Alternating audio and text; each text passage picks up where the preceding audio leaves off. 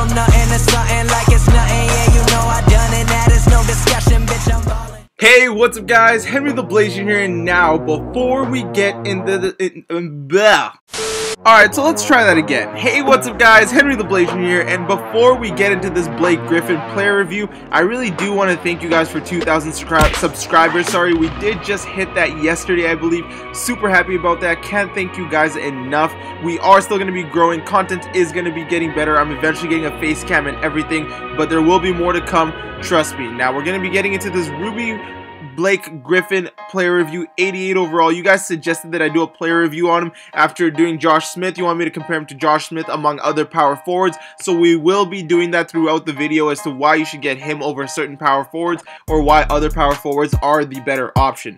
But you can see here, 88 overall, 250 salary cap, which is going to increase to 400 in like 2 days or a day once Supermax round is over. He's 6'10", 251 pounds, nice 94 offensive overall, decent 86 defensive overall. So we can see where he's already lacking there, but he does have a driving layup. Driving layups on big men are so handy, especially because there's just way too many missed layups in this game, as well as the 95 standing layup, really good. Even though I honestly don't think standing layups matter because they're missed so much in this goddamn game. Now he does have a decent post fadeaway at an 84, post hook at an 84, good post control at a 90, so there you can think about where to dominate there. Good draw foul at an 88, 93 shot close is pretty good, 90 open mid-range, really nice, although he cannot shoot off the dribble, as you can see right there.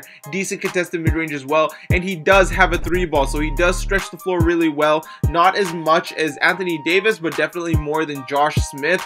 Josh Smith has a nice release though.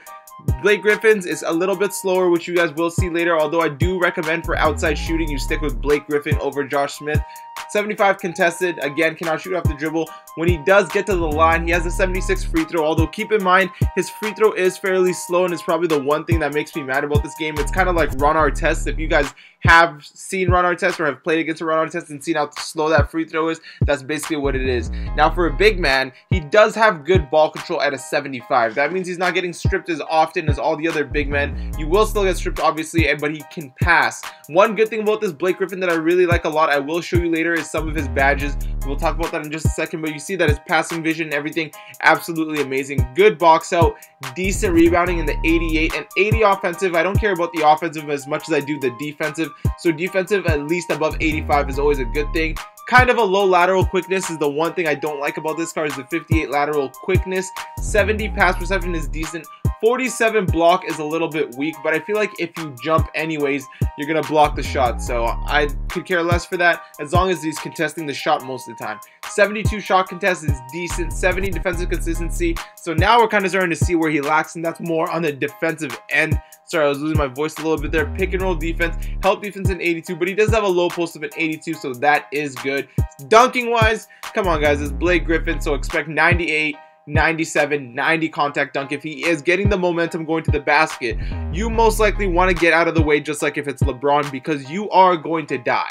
We continue to go down. He actually has decent speed at a 79 and it's 79 acceleration as well. 73 speed with ball is not too bad. If those were just 80, I guess I want the number 80, but 79 is just below. Can't complain with that. Good for fast breaks. 90 vertical, amazing. Amazing 94 strength. Keep in mind he has 94 strength, 90 post control, and he weighs 250 pounds. So if he gets in the post, he can actually destroy you if he really wanted to. 95 stamina, 95 hustle, 95 shot IQ, good hands, good reaction time, good offensive consistency, and good hustle, meaning he will be getting rebounds. That's always a good thing. So just by looking at the stats, you can see that on the offensive end and athletically wise, this guy is an absolute beast. Like, I'm not surprised. This is Blake Griffin. Defensively, he is lacking a little bit, but no one is usually attacking the power forwards. Most people that are playing out there are freaking 5-out pick and roll, so if you can just switch on the pick and roll yourself, go to guard the shot, you should be okay.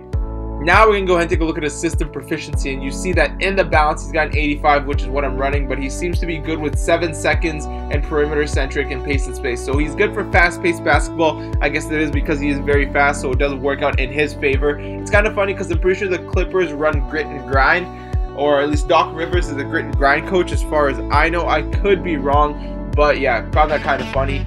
But now we're going to go ahead and take a look at the badges he comes with. And this is what I was talking about earlier. He comes with a Hustle Rebounder, beautiful badge.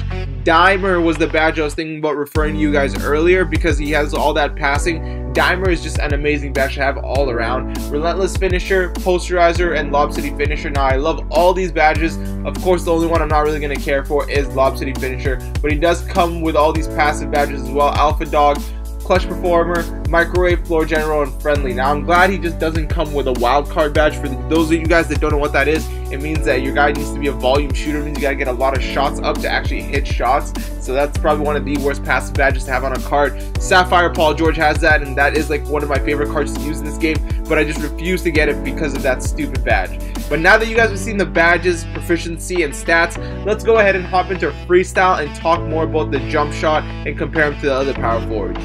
Alright, so we're gonna go ahead and sub in Blake Griffin right here, but before we do, again, because of good system proficiencies, keep in mind that his mid-range here goes up to a 92 open mid-range and an 86 open 3, so that's basically being an Anthony Davis open 3, which is gonna be super good.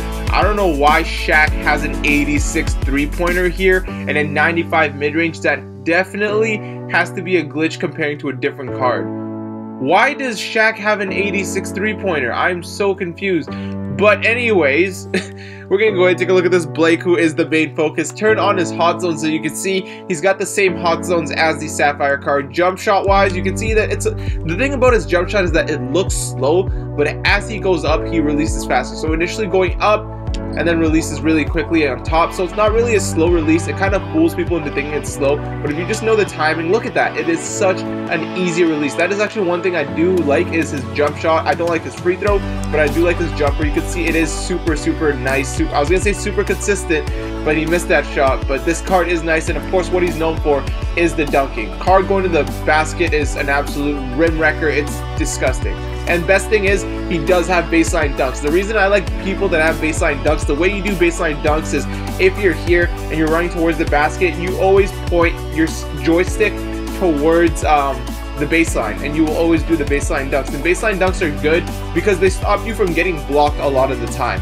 They have to go through the rim, which in 2K they do go through the rim a lot, but what I'm trying to say is baseline dunks are super nice. Not all cards have baseline dunks, and I can appreciate baseline dunks. Now, this card, really nice in the post as well. As you can see, he had the 90 post control, so he can post spin really quickly. I'll probably try to give him gold post spin technician for when I do bring you guys a gameplay. Expect a gameplay by around Monday. Only reason is I won't be doing one today and tomorrow. You guys have seen me. Supermax has been treating me super bad, as you saw from my Josh Smith gameplay. And if you guys haven't seen my Josh Smith or Carmelo gameplay, you guys better go ahead and watch that after you finish this video, alright? But you can see this guy does have a really good jump shot. Post game wise, he has good post game. Fadeaway is decent. You can see that he gets really good distance. That's one thing I do like about his post fadeaway, is that he pushes back a lot. Like, look at the distance he gets when he does the fadeaway. It being an 84 is not going to matter too much. And look at that 3. He knows it's a green bean. Really easy release to use. Very consistent jumper. He's offensively, he's super consistent. Defensively, he's not too bad. I've played a couple games with him already, and I don't seem to have trouble with him on the defensive end. But of course, he does still have those stats, so keep in mind when he does perform poorly there. So comparing him to Anthony Davis and comparing him to Josh Smith, now there's not any other power forwards he can really be compared to. Blake Griffin right now, he's going for around what, 38 to 40k. Anthony Davis is going for around 44, 45 to 50k, and Josh Smith being the most expensive one, he's going for about 55k from what I'm seeing. 52 at the lowest if you're lucky. Going pretty good now. Don't worry guys, that was my phone dinging. Don't go ahead and check your phones. Sorry about that. Putting my phone on silent right now. But I would definitely recommend you guys go ahead and pick up Blake Griffin. For the price that he comes with and the badges that he comes with, it is really nice. Now, obviously, Josh Smith comes with a badge as being gold with defensive stopper and everything, and defense is everything, but honestly, you don't need a stupidly crazy defensive power forward. Now, obviously, they can make big-time plays, guard mismatches and everything because they can defend any position, or at least Josh Smith, I'm pretty sure, can defend every single position on the floor and even the center. But Blake Griffin is good because he's cheaper, he's fast, he's got everything you need to do on the offensive end, and defensively, if you control him right, you should be okay. So I would definitely recommend that you guys go ahead and pick this card up. Now, who do I think is still the best power forward in the game?